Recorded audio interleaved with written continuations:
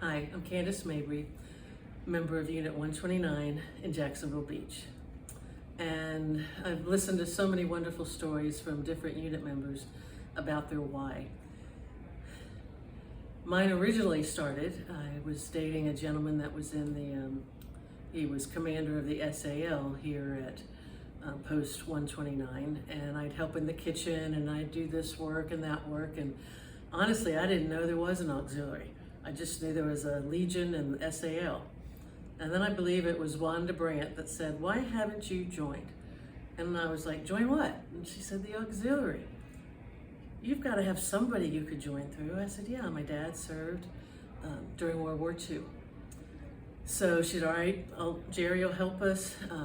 We'll get you all signed up." So when I spoke to my dad, he grew up here in Neptune Beach and Jacksonville Beach, and he was a past member of Post 129. And of course, he was a lot younger then, and he just kind of said, "Well, I wish you wouldn't." So we went through the archives, and as many know, the Army was burned down. I think it was in Kansas or Missouri or something. A lot of the records were blown down. So we kept hunting, and then finally Dad agreed, "All right, I'll give you my DD 214. So I was able to join.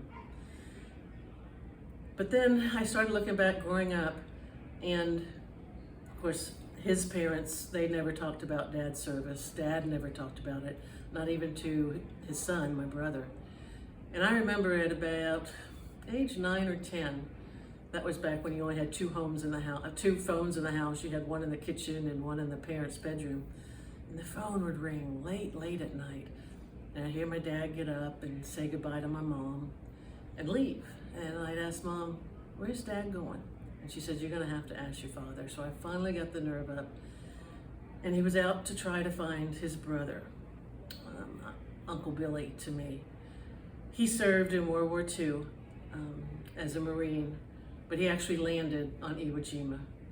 And my dad told me, he didn't go into any specifics, but he said, even though your uncle made it home physically, he never did mentally. And that hit home, and you get busy as a kid, and you're into high school and college and getting your career started. But then when I started meeting some people here, I thought, I can do more. I want to pay it forward to those veterans that not only were my dad's generation, but I remember wearing a silver bracelet during Vietnam, and I really wasn't old enough then to really understand that these men were missing. They might still be missing in action, or they're prisoners of war. So I kind of leapfrogged back to my younger days and said, I want to do this. This is a group that I want to become a member of. So I joined the auxiliary, and the rest is kind of history. God bless a couple other people. I was membership chairman, my first out of the bat, which is always dear to my heart. And then all of a sudden they pushed me out of my little cozy nest to become a president after 2 years of being a member. So I enjoyed it. That is my why. I want to pay it forward, and there's so many things that this auxiliary does that I hope somebody finds a little niche for them to get involved, because this is an amazing, amazing organization.